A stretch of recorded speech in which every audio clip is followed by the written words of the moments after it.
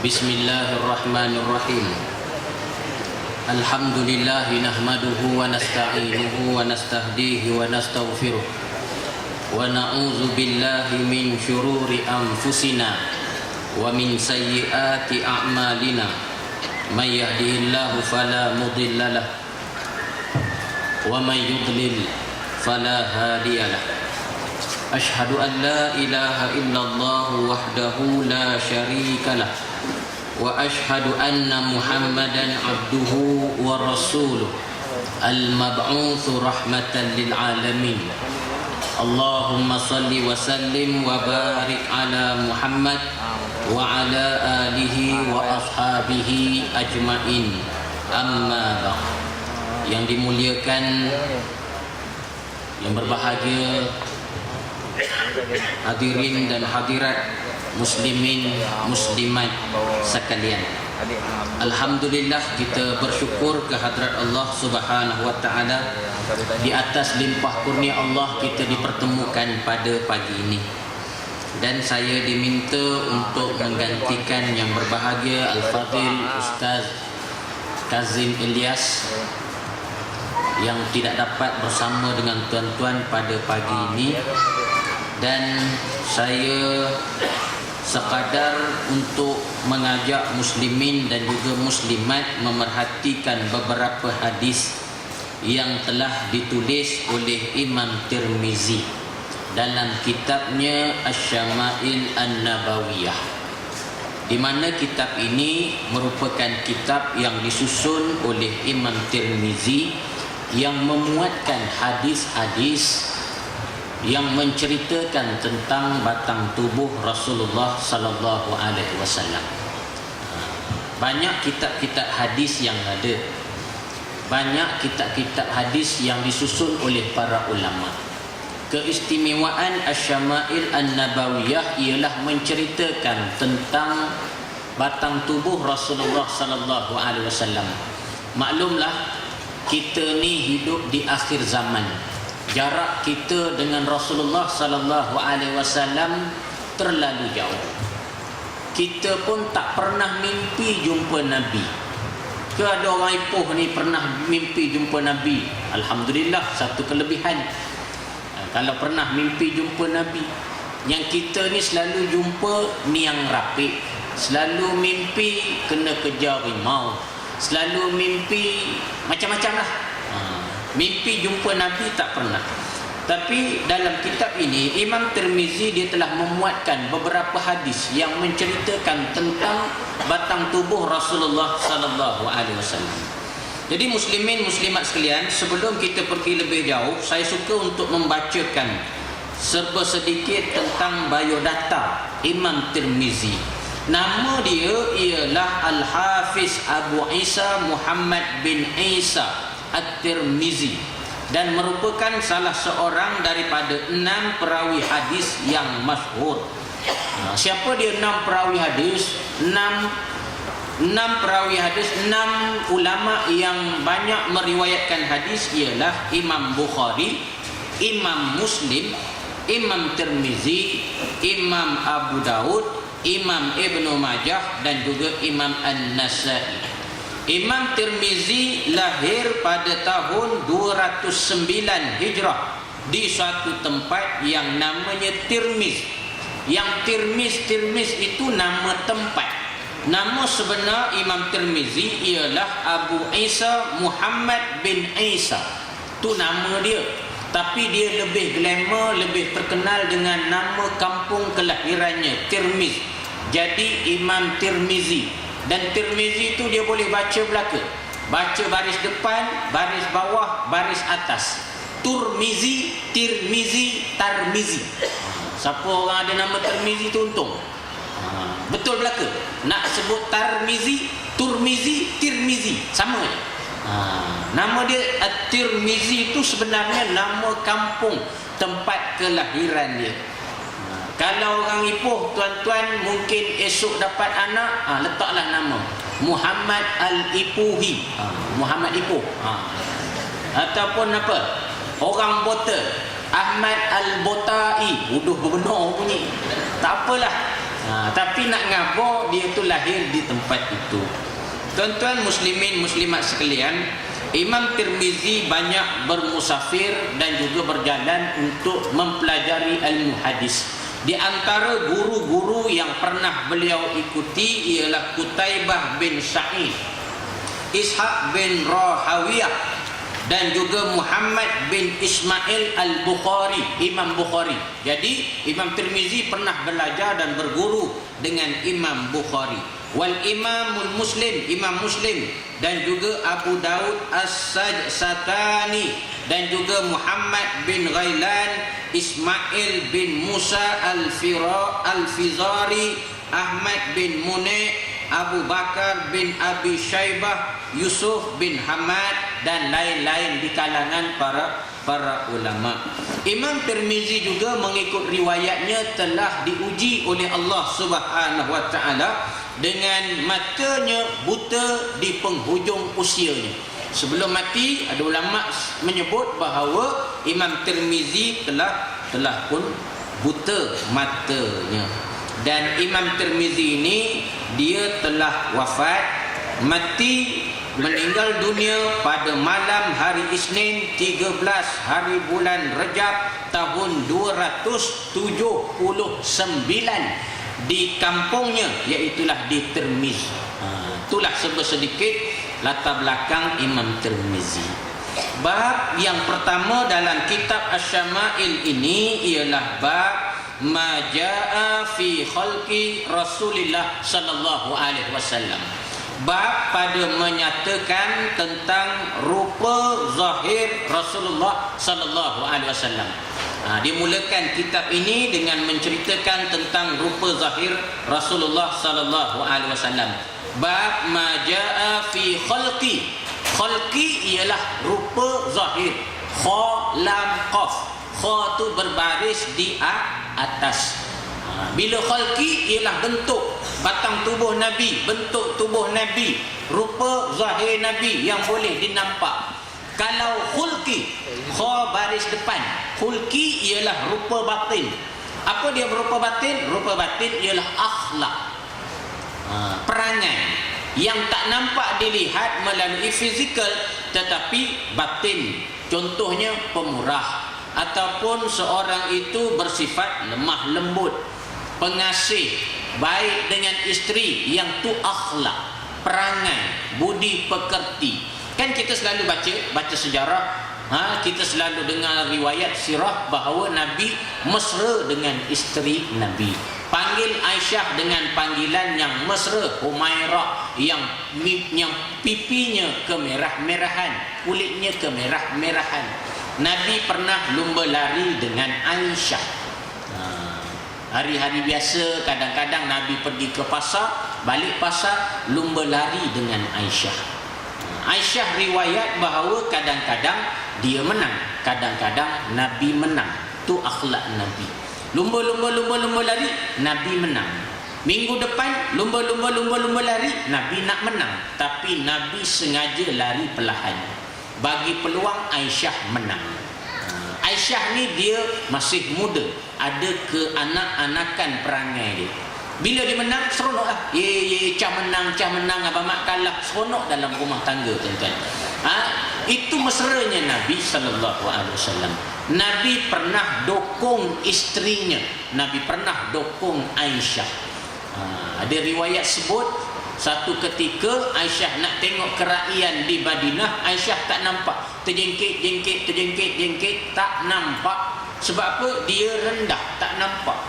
Kemudian Nabi tanya, nampak Aisyah? Tak nampak. Bila Aisyah tak nampak, Nabi rendahkan badannya dan Aisyah naik atas belakang Nabi. Nabi dokong Aisyah. Bila dokong, nampak Aisyah? Oh, nampak. Nabi dokong, sampailah Nabi dokong tu Nabi penat. Bila Nabi penat, Nabi kata, dah ke belum Aisyah? Belum, sudah lagi, nak tengok lagi. Nabi dokong lagi sampai Nabi rasa penat. Ada orang pun dokong mini ada? Pakcik ada dokong mini? Tak ada. Yang isteri pula kata tak pernah Ustaz. Mula-mula kahwin je dokong, dah lama-lama tak dokong dah. Suami pula komplain nak dokong macam mana Ustaz? Mula-mula kahwin Isteri saya 48 kilo. Dah kahwin sekarang ni, dia punya berat dah tukar jadi 84 kilo. Nak dokong macam mana? Tak apalah. Nak buat macam mana? Yang saya nak sebut di sini, Nabi mesra. Itulah akhlak Nabi sallallahu alaihi wasallam. Itulah yang disebut sebagai khulqi. Adapun yang kita nak bincang di sini ialah khalqi, iaitulah rupa zahir Nabi sallallahu alaihi wasallam. Baik, hadis yang pertama yang disusun oleh Imam Tirmizi, qala al-Hafiz Abu Isa Muhammad bin Isa bin Surah At-Tirmizi, haddatsana Abu Raja Qutaibah ibnu Sa'id an Malik bin Anas an Rabi'ah bin Abi Abdurrahman an Anas bin Malik annahu sami'ahu yaqul kana Rasulullah sallallahu alaihi wasallam laisa bitawilil ba'ini wala bil qasiri wala bil abyadil amhaqi wala bil adami wala bil ja'dil qatiti wala bis sabti ba'athahu Allah ta'ala ala ra'si arba'ina sanah فأقام بمكة 10 سنين وبالمدينة 10 سنين وتوفاه الله على رأس 60 سنة وليس في رأسه ولحيته 20 شعرة بيضاء. Hadis diriwayatkan dengan sanad yang sahih. Daripada Imam Tirmizi, dia telah berkata, telah menceritakan kepada kami oleh Abu Raja Qutaibah ibnu Sa'id, daripada Malik bin Anas, daripada Rabi'ah bin Abi Abdurrahman, daripada Anas bin Malik. Anas bin Malik ni siapa tuan-tuan? Anas bin Malik adalah sahabat Nabi. Anas bin Malik ni sahabat Nabi, dan Anas meriwayatkan tentang Nabi. Artinya Anas tengok sendiri batang tubuh Nabi sallallahu alaihi wasallam. Inilah dia keistimewaan Rasulullah, tuan-tuan. Nabi ni istimewa sebab apa? Sebab batang tubuh Nabi ni dikaji oleh para ulama, dikaji oleh ahli sirah. Kemudian orang tahu susur galur keturunan Rasulullah sallallahu alaihi wasallam, baik dari sebelah ayah ataupun dari sebelah mak. Masa sebelum lahir lagi, zuriat keturunan Nabi dikaji, Nabi lahir dikaji, masa hayat Nabi, masa budak-budak, masa kecil, masa bayi siapa susukan dia, masa dia remaja macam mana, masa dapat wahyu bagaimana, bagaimana perjuangan Nabi, macam mana kehidupan Nabi, segala-galanya dikaji dan menjadi panduan untuk umat Nabi sallallahu alaihi wasallam. Istimewa tak istimewa? Memang istimewa. Tak macam kita, tuan-tuan. Kita ni keturunan entah datang dari mana tak tahu. Keturunan sendiri pun kadang-kadang orang kita tak tahu dari mana. Dahlah kita tak tahu, orang pun tak ada nak kaji keturunan kita. Habis-habis 5-6 generasi je lah. Lebih kurang macam saya pun 5-6 generasi, lepas tu tak tahu dah. Anak saya Aqil Al-Fayyad bin Hafizuddin, Hafizuddin bin Abdul Qadir, Abdul Qadir bin Abdullah, Abdullah bin Ja'far, Ja'far bin tak tahu. Tuan-tuan pun serupa je, 5-6 generasi, lepas tu tak tahu. Adapun Nabi sallallahu alaihi wasallam, kan orang kita ni baca berzanji. Orang Ipoh, baik yang orang Banjar ke, orang Jawa ke, hebat dalam baca rawi berzanji kan. Al-jannatu wa na'im. Saya tak pandai. Intro sikit-sikit boleh lah, itu pun dengar orang je. Sebenarnya dalam berzanji itu menceritakan tentang kehidupan Rasulullah sallallahu alaihi wasallam yang disebut susur galur keturunan Nabi, yang Rasulullah ni Muhammad bin Abdullah bin Abdul Muttalib, Abdul Muttalib bin siapa? Bin Hashim, Hashim bin siapa? Bin Abdul Manaf bin Qusay, Qusay bin Kilab, Kilab bin Murrah, Murrah bin Ka'ab, Ka'ab bin Lu'ay, Lu'ay bin Ghalib, Ghalib bin Fihir, yang Fihir ni merupakan datuk Nabi yang ke-10. Datuk Nabi yang ke-10 namanya Fihir, dan daripada Fihir inilah dinisbahkan bangsa Quraisy. Daripada datuk Nabi yang ke-10 yang namanya Fihir inilah dinisbahkan Quraisy. Kemudian Fihir bin siapa? Bin Malik bin An-Nadar bin sampailah kepada Adnan. Adnan itu datuk Nabi yang ke-20, tuan-tuan. Datuk Nabi yang ke-20 namanya Adnan. Datuk tuan-tuan yang ke-15 nama apa? Tak tahu. Kita tak tahu. Datuk Nabi yang ke-20 namanya Adnan. Daripada Adnan itu dikaji juga. Dikaji bin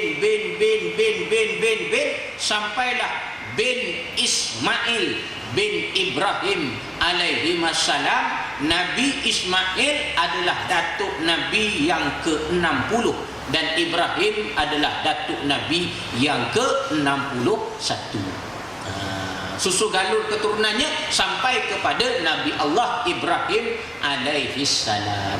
Sebab apa? Sebab Nabi Ibrahim ni dia ikut riwayat pertama kahwin dengan Sarah. Bila kahwin dengan Sarah, lama tidak dikurniakan anak. Allah Ta'ala uji. Kahwin lama tak dapat anak. Ujian Allah, tuan-tuan. Ada kadang-kadang anak kita, menantu kita kahwin, bila lambat dapat anak, jangan tekan dia. Jangan tanya, kamu ni keturunan mana? Tak bunting-bunting. Senang dia. Mak dulu kahwin 2 minggu terus bunting. Kamu ni dah 2 tahun tak bunting-bunting ni apa jangan, tuan-tuan. Sebab dapat anak, tak dapat anak, itu adalah kurniaan Allah. Nabi Ibrahim kahwin dengan Sarah, lama diuji dan tidak dapat anak. Maka Nabi Ibrahim kahwin dengan isterinya seorang lagi yang namanya Hajar. Bila kahwin dengan Hajar, tak lama lepas itu Allah Subhanahu wa taala kurniakan Nabi Allah Ibrahim seorang anak lelaki hasil perkongsiannya dengan Hajar, maka lahirlah Ismail. Ahli sirah sebut ketika Ismail lahir umur Ibrahim 86 tahun. Bukan 68. Tuan-tuan tak salah dengar. Nabi Ibrahim dapat anak sulung ketika umurnya 86 tahun. Tuan-tuan boleh bayang umur 86 tahun baru dapat anak sulung. Anak abah umur 86 tahun. Bayangkan, tuan-tuan, Allah Ta'ala uji, lambat dikurniakan anak. Dan Hajar dia dan Sarah dia tidak mandul. Bukan mandul, cuma lambat dapat anak. Dan ahli sirah sebut 14 tahun selepas Ismail lahir, maka Sarah telah melahirkan seorang anak lelaki. Dan anak lelaki itu diberi nama dengan nama Ishak. Nabi Ishak alaihissalam. Ketika Ishak lahir, umur Ibrahim 100 tahun. Tuan-tuan bayang. 14 tahun lepas tu, 14 tahun lepas Nabi Ismail lahir, Sarah isteri pertama Nabi Ibrahim melahirkan anak dan dapatlah seorang anak lelaki yang namanya Ishak, Nabi Ishak alaihissalam. Ketika Ishak lahir, umur Ibrahim berapa tahun? 100 tahun. Dan Sarah yang melahirkan Ishak, umurnya berapa tahun? 90 tahun. Ada makcik gini kepala, dia tak menepus ke ustaz? Dia tanya menepus tak menepus. Bukan masalah menepus tak menepus, sebab perkara pangkalnya ialah umur umat dulu panjang-panjang. Umur umat Nabi Ibrahim antara 100 hingga 200 tahun. Panjang tak? Panjang. Nak banding dengan kita, umur umat kita pendek-pendek. Umat Nabi Nuh lagi panjang. Umat Nabi Nuh antara 1000 hingga 2000 tahun. Sebab tu umat Nabi Nuh 60, umur 60 baru balik. Umur 60 tahun baru balik umur umat Nabi Nuh. Umat kita pun ada juga 60 baru balik. Tapi tu balik lain lah, tuan-tuan. Tapi nak ceritanya apa? Umat dulu umurnya panjang-panjang.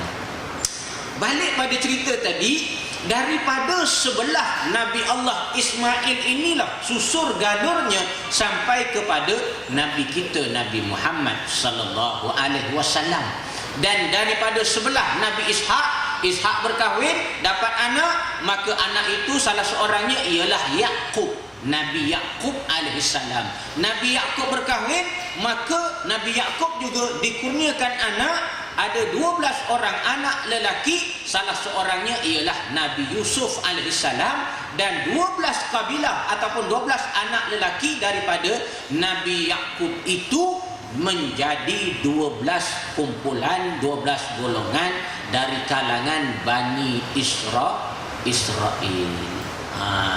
Itu terbahagi pada dua. Daripada 12 anak beranak Nabi Allah Yakub ini lahirlah 12 kabilah, 12 puak di kalangan Bani Israel, yang di sebelah sini, di sebelah Nabi Ismail alaihissalam, maka lahirlah orang-orang yang berbangsa Arab. Sebab mengikut riwayatnya Nabi Ismail berkahwin dengan seorang perempuan dari kabilah Jurhum, dan di situ bermulalah orang yang berbangsa Arab. Dikaji susur ganur kehidupan Rasulullah sallallahu alaihi wasallam dan keturunannya. Dalam hadis ini disebut apa? Anas bin Malik menceritakan bahawa sesungguhnya kana Rasulullah sallallahu alaihi wasallam laisa bitawilil ba'ini. Adalah Rasulullah sallallahu alaihi wasallam itu batang tubuhnya tidaklah terlalu tinggi. Nabi ni taklah terlalu tinggi pelik daripada orang. Tinggi tak memasang, panjang tinggi benar mika ya. Tak, Nabi bukan begitu. Wala bil qasiri, dan nak kata rendah pun tidak. Artinya Nabi ni sedang-sedang elok antara manusia yang ada ketika itu. Wala bil abyadil amhaqi, dan kulit Nabi tidaklah putih-putih pucat. Ada orang kulit dia putih pucat. Nabi ni kulitnya putih tetapi tidaklah putih pucat. Wala bil adami, dan tidak juga sawo matang. Kulit Nabi bukan sawo matang. Orang Melayu je sawo matang ni. Wala bil ja'dil qatiti, adapun rambut Nabi tidaklah kerinting bersimpul. Kerinting ni ada dua. Satu kerinting